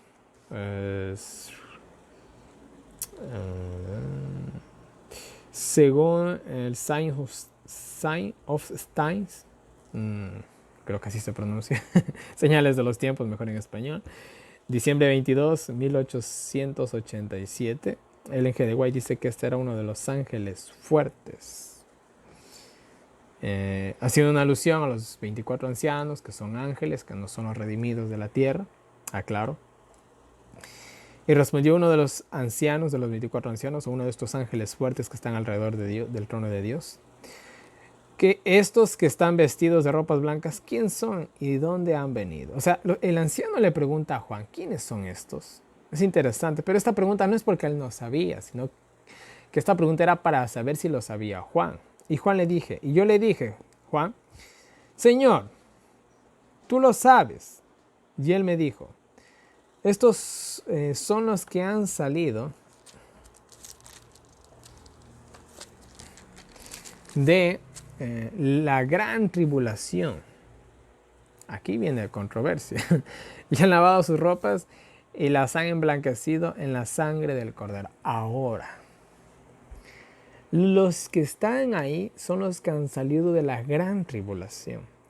Ahora, la pregunta siguiente es, ¿quiénes han salido o quiénes van a salir de la gran tribulación? Los 144,000, obviamente, y los que van a morir en ese tiempo.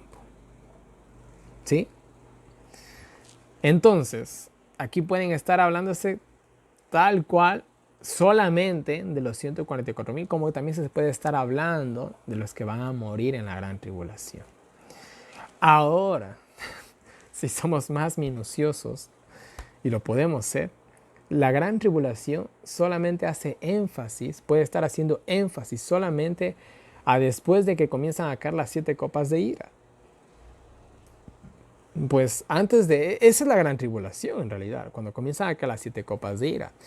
Y de ahí el pequeño tiempo de angustia de Jacob es antes de las 7 copas de ira, es desde la ley dominical, verán, desde la ley dominical hasta el decreto de muerte es el tiempo de angustia de Jacob. Y desde la primera copa de ira, o desde el decreto de muerte, que es lo mismo, hasta la venida de Cristo, es el gran tiempo de angustia. Entonces puede ser que se esté mencionando solamente a los 144,000. Es muy plausible la idea. Y han lavado sus ropas y han emblanquecido, y las han emblanquecido en la sangre del Cordero. Estas personas han alcanzado el carácter de Cristo. ¿Sí? Pero en esto entran los 144,000, los mártires que también van a alcanzar el carácter de Cristo. O sea, no es que solamente solo son los 144,000. Pueden entrar también los mártires. Pero más seguro parece ser que solo se está hablando de los 144,000. Y bueno, la gran tribulación, eso también lo podemos ver en Daniel capítulo 12, versículo 1, cuando se habla de la gran tribulación, ya cuando se da el clímax final, las copas de iras, todo.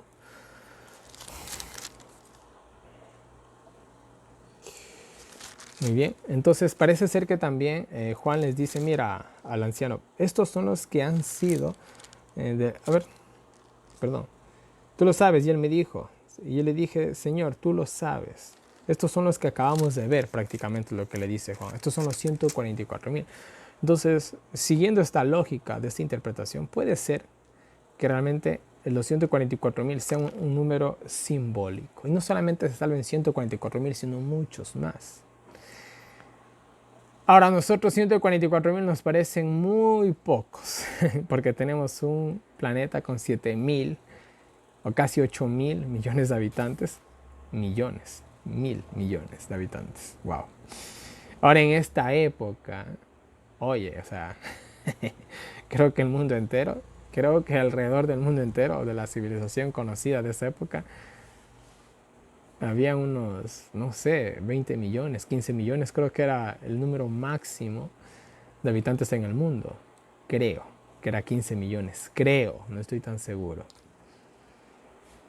Era un número bastante importante en esa época.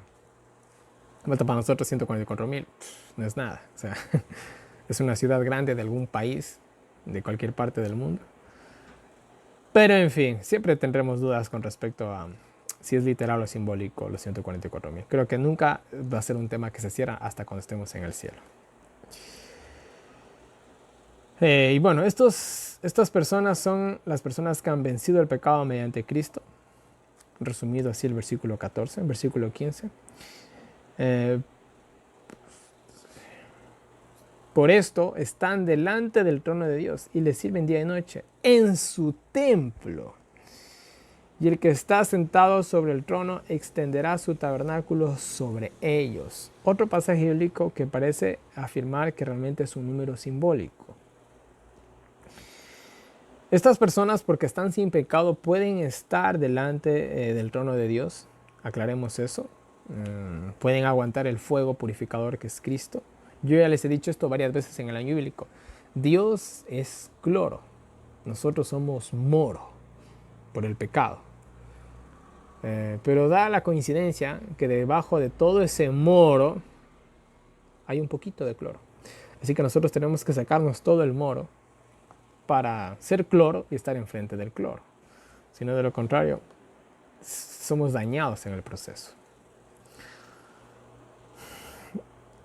Entonces Dios es eso, Dios es fuego purificador, así que un carácter perfecto, si no, olvídate, no puede estar en la presencia de Dios. Le sirven día y noche en su templo. Ahora, según Primeros Escritos, página 19, solo los 144,000 pueden entrar en el templo de Dios. Pueden leerlo, repito. Primeros Escritos, página 19, solamente los 144,000 pueden entrar en el templo de Dios. Nadie más puede entrar ahí. Son un grupo selecto. ¿Qué hacen en el templo de Dios? Oye, no lo sé. Quizás hay 144,000, por decirte algún número. O pueden ser millones. Verán, el otro día estaban viendo cuántas galaxias hay en el universo. Y ponían de que había, déjenme ver si la anoté, creo que no la anoté. Creo que ponían que había como 2,000 billones o trillones, algo así, de galaxias en el universo. Eso es mucho. Ahora, cada galaxia está compuesta de millones de millones de millones de millones de millones de millones y de millones de planetas o de estrellas, o llámenlos como quiera, o de ambos. Ahora, si es que hay vida en cada galaxia, estamos hablando de billones de planetas habitados, solo en cada galaxia. Ahora, si en cada sistema solar hay vida, oye, ¿cuánta vida hay en el universo? ¿Y por qué le estoy diciendo esto? Posiblemente los 144,000, literal o simbólico, ellos más que seguro van a tener un papel muy importante en la administración del universo. Pues miren, la experiencia que ellos tienen, wow. Miren, digamos que yo quiero ser un boxeador profesional.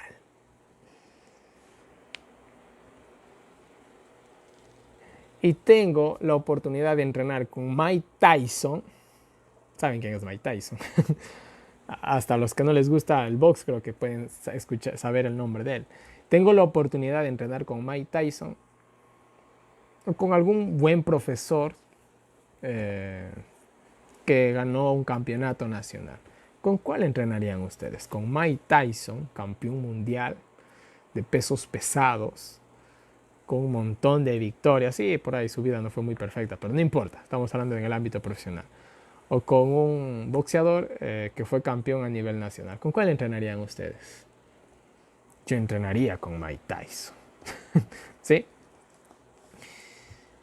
Entonces, los 144,000 no van a estar de vacaciones en el cielo. Van a ejercer un papel muy importante en la educación, vamos a decirlo así, del universo. Van a ser delegados muy importantes en la educación del universo en contra, o no en contra, porque el pecado ya no va a existir, sino con respecto al plan de la salvación.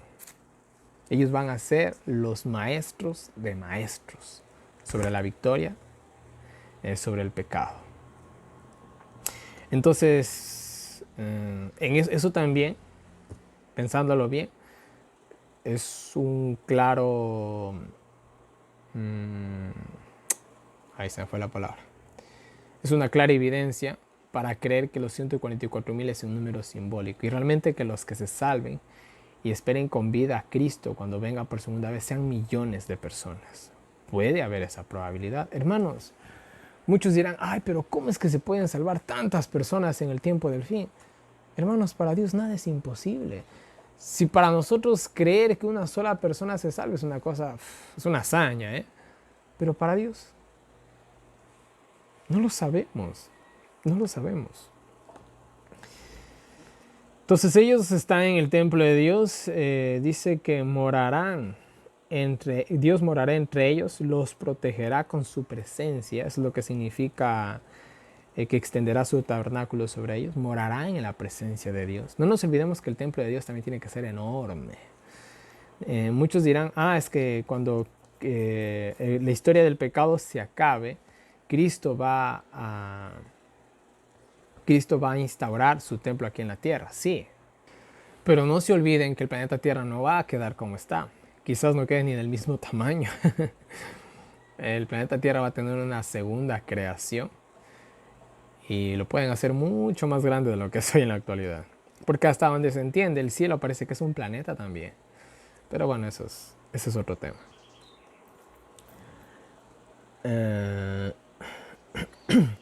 No tendrán más hambre ni sed y el sol no caerá más sobre ellos, ni ningún calor. Y esto nos recuerda una promesa que se le hizo a los exiliados del pueblo de Israel en Isaías 49:10. Entonces esta promesa también se nos hace a nosotros que somos exiliados en este mundo, que algún día vamos a llegar a nuestra patria y no vamos a sufrir ninguna pena. Y para terminar, antes que me quede sin voz, el versículo 17 nos dice, porque el Cordero que esté en medio del trono los pastoreará, Cristo Jesús, y los guiará a fuentes vivas de agua, y Dios enjugará toda lágrima de los ojos de ellos. No más tristeza, no más dolor. Y aquí tenemos una de las promesas más bellas de toda la Biblia, e incluso la inspiración de algunos poetas para escribir ciertos poemas, en los cuales me involucro yo. No más lágrimas, mis queridos hermanos. Y aquí se da la figura de un pastor. Hemos hablado de cómo era, esto lo vimos en el Antiguo Testamento, cómo era pastorear ovejas en esa zona tan difícil de Israel. Pero aquí vemos un buen pastor que encuentra agua, encuentra pasto en medio del desierto y nos cuida, nos protege. Bueno, etcétera, etcétera, etcétera. Y no solamente eso, sino que nos borra toda tristeza y todo dolor que podamos haber llegado a tener. Y bueno, mis queridos hermanos, ahí termina el capítulo 7.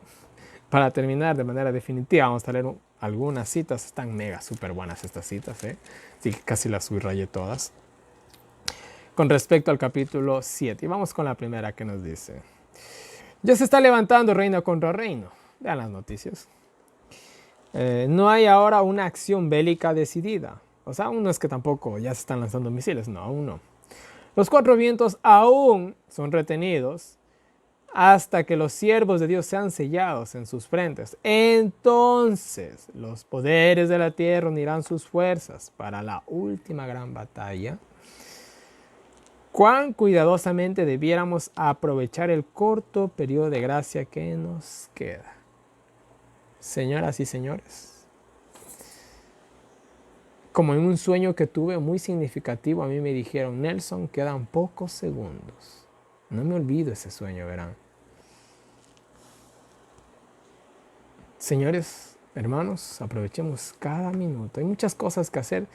Yo lastimosamente, por situaciones que cruzamos cualquier persona normal, no he podido seguir rápidamente con el año bíblico. Ha habido muchas cosas a las que he tenido que hacer frente como toda persona normal, sobre todo en el trabajo, y eso me ha retrasado bastante en el año bíblico, pero no importa. Dios mediante me ayuda a terminar pronto para poder hacer los grupos, para hacer los puestos de avanzada. Oren mucho por mí, oren mucho por los proyectos, que Dios nos ayude, ¿sí? Bueno, sigamos. Precisamente antes de que entráramos en el tiempo de angustia, todos recibimos el sello de Dios viviente. Entonces vi que los cuatro ángeles dejaron de retener los cuatro vientos. Y vi hambre, pestilencia, espada, nación se levantó contra nación, y el mundo entero entró en confusión. Vean, hermanos. Sí, estamos pasando momentos difíciles. Pero, hermanos, todo lo que estamos viendo es un chiste para lo que se viene. ¿Sí? Es un chiste. Sí, hay gente que se está muriendo de hambre ahorita. Hay gente que no tiene... O sea, esto es un chiste, hermanos. En serio. Esto es bien preocupante. Es un chiste para lo que se viene. Todo el mundo está trastornado. Las naciones están airadas y se están haciendo grandes preparativos para la guerra. Este año, el plan del nuevo orden mundial es meternos pánico y simplemente preparar el escenario para las imposiciones y los derechos que nos van a quitar el próximo año. Acuérdense de mis palabras, no hay que ser profeta. El otro día un hermano me dijo: hermano, estoy viendo ahorita el año bíblico y usted hace un año usted predijo casi muchas cosas de las que están pasando ahora. ¿Cómo le hizo? Y le dije: ve, hermano, yo no soy profeta, le dije, primero que nada, pero no se necesita ser profeta para darnos cuenta de dónde va este mundo. Y hermano, solamente el que quiera perderse se perderá. Porque habrá que ser sordo, ciego y mudo para no darnos cuenta a dónde nos vamos, a dónde se dirige este mundo. Hermanos, es en serio, o sea, tienes que ser totalmente privado de tus 5 sentidos para no darte cuenta. Tienes que vivir debajo de una piedra, como dicen, para que no te des cuenta. Una nación está conspirando contra otra y un reino contra otro. Se apresura grandemente el gran día de Dios. Pero aunque las naciones estén reuniendo sus fuerzas para la guerra y el derramamiento de sangre, aún sigue en vigencia la orden dada a los ángeles, que retengan los 4 vientos, hasta que los siervos de Dios sean sellados en sus frentes. ¿Qué es el sello de Dios viviente que se coloca en las frentes de los suyos? Es una marca que pueden leer los ángeles. Miren, es una marca, no es un poder especial. Pero no los ojos humanos, pues el ángel destructor debe ver esa marca de redención, igual que en la 10ª plaga, en la época de Egipto. La mente inteligente ha visto la señal de la cruz del Calvario en los hijos y las hijas que el Señor ha adoptado. Queda eliminado el pecado de la transgresión de la ley de Dios. Tienen puestos los vestidos de bodas y son obedientes y fieles a todos los mandatos. Señores, ahí está. El sello no nos da ningún poder especial. Este sello se pone en las personas que con la ayuda de Cristo se han esforzado por limpiar su carácter Lo dice la cita. Los israelitas colocaron sobre sus puertas, lo que les estaba diciendo, una señal de sangre para mostrar que pertenecían a Dios. Los hijos de Dios en este tiempo también llevarán la señal que Dios ha establecido. Se pondrán en armonía con la santa ley de Dios. No es que Dios entiende, no. Se pone una señal sobre cada uno de los hijos de Dios, tan ciertamente como fue colocada una marca sobre las puertas de los hogares de los hebreos para librar a ese pueblo de la ruina general. Dios declara: les di también mis días de reposo para que fuesen por señal entre mí y ellos, para que supiesen que yo soy Jehová que los santifico. Todos los que creen que el Señor es su porción en esta vida estarán dirigidos por Él y recibirán la señal, la marca de Dios, que muestra que son la posesión especial de Dios. La justicia de Cristo los precederá y la gloria del Señor será su retaguardia. El Señor protege a cada ser humano que lleva la señal de Dios. La señal no te protege. Dios protege a los que llevan la marca, la señal, la cicatriz, la manchita. Llámelo como quiera. Pero solamente los que reflejen el carácter de Cristo pueden tener esta marca, esta garantía que Dios nos va a poner. Este reconocimiento de Dios es del más alto valor para cada ser humano. Todos los que aman al Señor y le sirven son muy preciosos a su vista. Él quiere que estén donde sean dignos de representantes de la verdad, tal como es Jesús. Verán, al igual que en la 10ª plaga de Egipto, bajó el ángel destructor. En el tiempo del fin bajan 7 ángeles, vamos a decirlo mejor así. Bajan 7 ángeles, ¿ya? Y vean, cada vez que un ángel bajaba a la tierra, madre mía, el desastre que hacía ese ángel, ¿ya? Las muertes que causaba un solo ángel. Ahora en el tiempo del fin son 7. Yo no quiero estar ahí, en serio les digo. Y como en el tiempo de Egipto, de las 10 plagas, la 10ª plaga, se puso la señal: no entres en esa casa. Nada más. En el tiempo del fin, no toques a los que tienen esa señal. Eso es todo lo que hace el sello de Dios. Se repite la historia, siempre se repite la historia. Y bueno, vamos terminando. Nos dice: ¿Cuán pocos tienen en cuenta que el tentador fue una vez un querubín protector, hablando de Satanás? Un ser a quien Dios creó para la gloria de su propio nombre. Satanás cayó de su elevada posición por causa de su ensalzamiento egoísta, su orgullo. Abusó de la magnífica capacidad con que Dios lo dotó tan ricamente. Cayó por la misma razón por la que miles están cayendo hoy día, debido a la ambición de ser primeros y a la renuencia de estar bajo restricciones. El Señor quiere enseñar al hombre la lección de que aunque esté legalmente unido a la iglesia, no está salvado. Escuchen. El Señor quiere enseñar al hombre la lección de que aunque esté legalmente unido a la iglesia, no está salvado hasta que el sello de Dios sea colocado sobre él. Ahora yo hago la pregunta: ¿ya se está colocando el sello de Dios? ¿Ya se colocó el sello de Dios? Aún no. No ha llegado a la ley dominical. ¿Estamos salvados? Aún no. El Señor tiene una obra para que todos la hagamos. Y si la verdad no está arraigada en el corazón, no está enraizada en el corazón, si los rasgos naturales de carácter, si nuestro carácter imperfecto no son transformados por el Espíritu Santo, nunca podremos ser colaboradores con Jesucristo. El yo aparecerá constantemente y el carácter de Cristo no se manifestará en nuestras vidas. Miren, y algo que me gustó,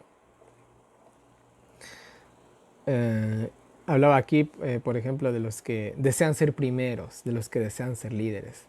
Son los peores líderes. No sé ustedes, pero yo sí me he dado cuenta. Los que quieren ser líderes son los peores líderes. ¿Saben por qué? Porque ellos solamente piensan en el yo. Ellos no están pensando en el colectivo. Están pensando en yo, en ser ensalzado yo, en ser beneficiado yo. Nunca sigan a alguien que quiere ser líder. ¿Sí? Nunca. Nunca sigan a alguien que quiere ser líder. Sigan a esas personas que no quieren ser líder. Esos son buenos. Esos son buenos. Porque no quieren, no les interesa gobernar, liderar. A ellos les interesa servir. No les interesa liderar. Y un líder es alguien que sirve. No es alguien que no es el mandamás. En fin. Se necesitan muchos misioneros en cada rama de la obra de Dios. Nuestras instituciones necesitan hombres consagrados y convertidos que deseen depender del Señor. Por medio de tales obreros, Dios revelará el poder de su gracia. Sus siervos deben distinguirse del mundo por el sello del Dios viviente. Sus palabras y sus obras deben revelar que son colaboradores con Dios. Ya hemos hablado de eso. Dios puede usar al agente humano solo en la medida en que éste sea movido por el Espíritu Santo. Vean, Dios no obliga a nadie. Dios no obliga a nadie. En serio que no obliga a nadie. A los hombres que aceptan cargos de responsabilidad como presidentes, ministros, médicos, obreros, cualquier clase, me siento obligada a decirles: Dios probará a cada hombre que se dedica a servirle. Él no pregunta, ¿poseen conocimiento y elocuencia? Es que son estudiados o es muy bueno para predicar, el tipo no se pone nervioso frente a la cámara. Dios no pregunta eso. ¿Tienen capacidad para ordenar y gobernar y dirigir? Dios pregunta eso, no. ¿Qué es lo que pregunta Dios? ¿Representarán mi carácter? ¿Caminarán con humildad para que pueda enseñarles mis sendas? Miren, verán, les voy a poner, disculpen, yo siempre me pongo como ejemplo, para bien o para mal me pongo como ejemplo, pero no me gusta citar a otras personas, pueden ofenderse. Yo soy o fui de los que creían que los 144,000 eran literales y tenía buenos argumentos, pero cuando estaba estudiando el libro de Esteban Bori y obviamente la Biblia, y no leí esto, no crean que solamente leí esto, me leí todos los libros que pude adquirir con respecto a los 144,000. Pero este fue el libro base, este es el libro base. Yo dije, parece ser que realmente los 144,000 son simbólicos, dije. Ahora yo les hago una pregunta: ¿a quién le gusta saber que está en el error? ¿A quién le gusta saber que no tuvo la razón? Yo creo que a nadie. Pero hermanos, cuando uno quiere aprender, uno tiene que ser humilde en todo aspecto de la vida. Tú quieres aprender en lo financiero, en lo que sea. Tú tienes que ser humilde y tienes que estar abierto a que estás equivocado. Pero lastimosamente, muy pocas personas son así. La mayoría de las personas tú les muestras algo y no, es que eso no es así. ¿Por qué? Porque estás mal. No te pueden ni siquiera explicar el argumento, pero se cierran y cámbiales de parecer. Son personas que lastimosamente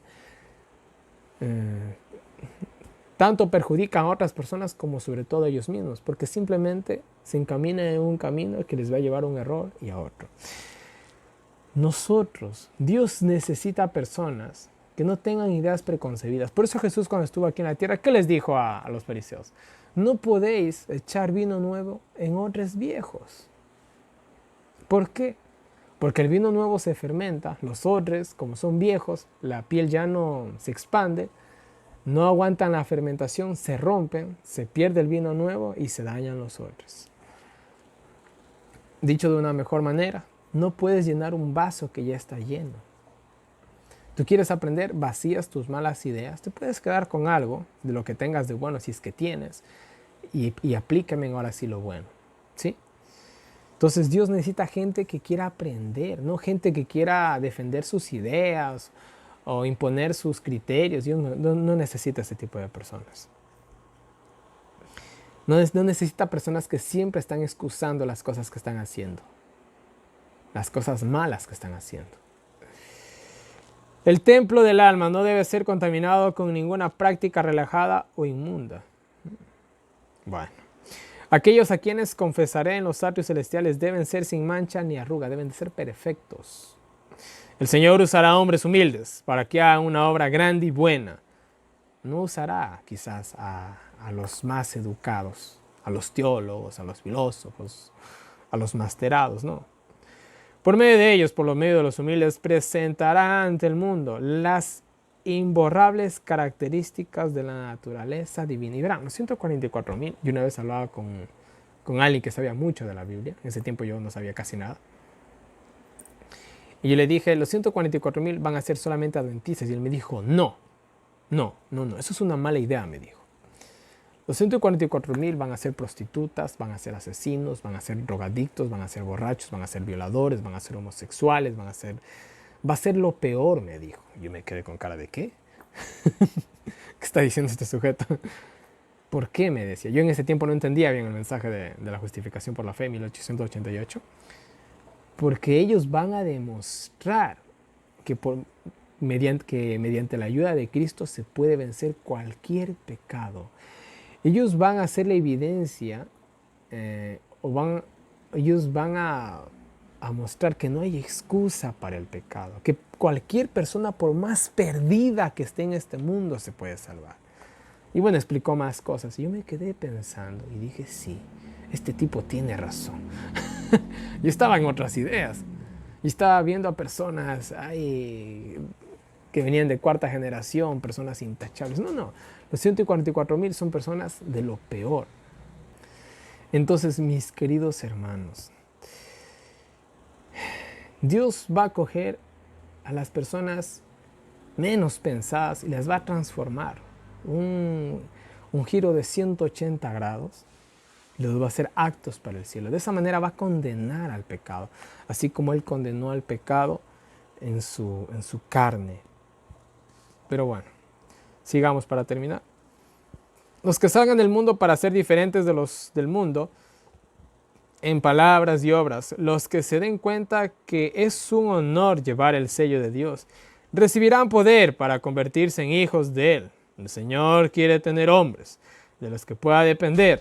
Nadie entrará en los atrios de lo alto sin tener el sello de Dios, sin tener el carácter de Dios. Los que en esta tierra maldita por el pecado lleven el sello con santa osadía, considerándolo como un honor, serán reconocidos y honrados por Dios en los atrios de lo alto. Amén. Y todo aquel que tiene esta esperanza en Él se purifica a sí mismo, así como Él es puro. Todo el que es hijo de Dios recibirá dentro de poco el sello divino. Ojalá sea colocado sobre nuestras frentes. ¿Quién puede soportar el pensamiento de ser pasado por alto cuando el ángel vaya sellando a los siervos de Dios en sus frentes? Hermanos, preparémonos. Nada está perdido. Aún tenemos oportunidad. Sí, no somos lo mejor. Quizás seamos lo peor. Pero hermanos, Dios de lo peor siempre saca lo mejor. Nunca se olviden de eso. Solo los que reciban el sello de Dios viviente tendrán el pasaporte para pasar por los portales de la santa ciudad. Pero hay muchos que le desempeñan responsabilidades dentro de la obra de Dios sin ser sinceros creyentes. Y mientras permanezcan así, no pueden recibir el sello de Dios viviente. O sea, personas que tienen un cargo importante, tienen una obra importante incluso en la iglesia, van a ser pasados por altos, porque dentro de sí no están reflejando a Cristo. Confían en su propia justicia, lo cual el Señor tiene como necedad. El sello de Dios viviente solo será colocado sobre los que son semejantes a Cristo en carácter. La cera recibe la impresión del sello. Así también el alma debe recibir la impresión del Espíritu de Dios y conservar la imagen de Cristo.